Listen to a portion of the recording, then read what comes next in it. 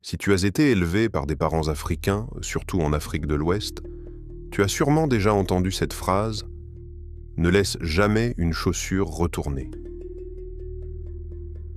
On dit que ça attire le malheur, et dans certaines familles, on va même jusqu'à dire que laisser une chaussure retournée peut entraîner la mort de ton père ou de ta mère.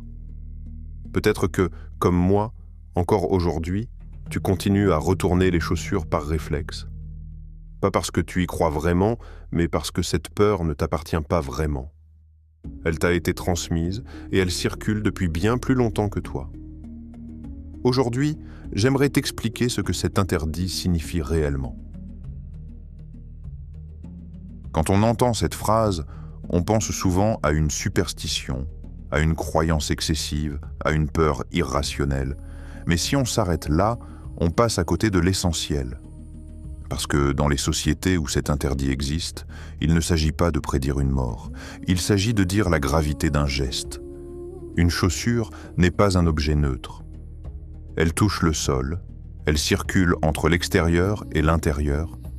Elle est en contact avec ce qui est commun, partagé, traversé par tous.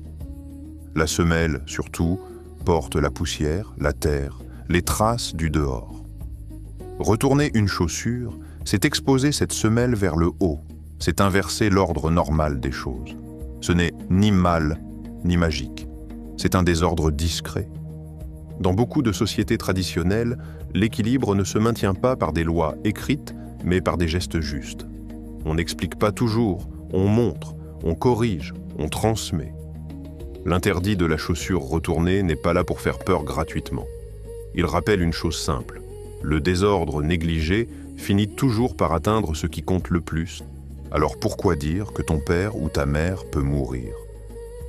Parce que le parent, dans ces sociétés, n'est pas seulement un individu. Il est un pilier, un point d'équilibre, un repère vivant. Dire cela à un enfant, ce n'est pas annoncer une fatalité. C'est lui dire que ce qu'il fait, même sans y penser, peut avoir des conséquences sur l'ordre qui le protège.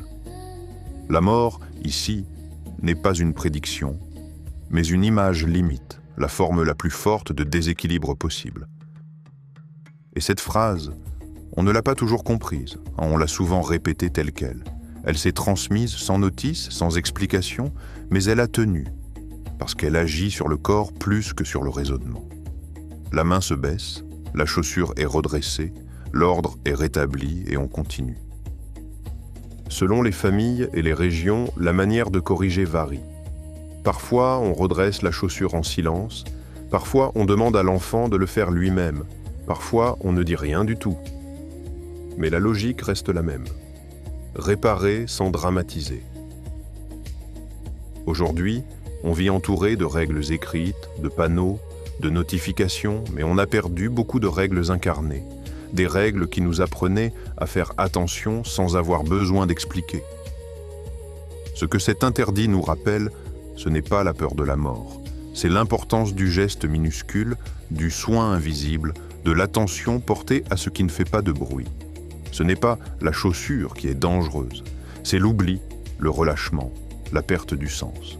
Et peut-être que si cette peur a traversé les générations, ce n'est pas pour nous effrayer, mais pour nous apprendre à habiter le monde avec un peu plus d'attention. Et si ces interdits, que l'on appelle trop vite des superstitions, étaient en réalité des manières anciennes de nous apprendre à faire attention à nos gestes, à nos espaces, aux autres?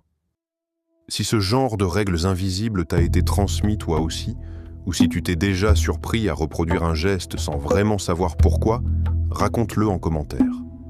Cette chaîne existe pour ça, pour prendre le temps de comprendre ce que nos gestes hérités disent encore de nous aujourd'hui.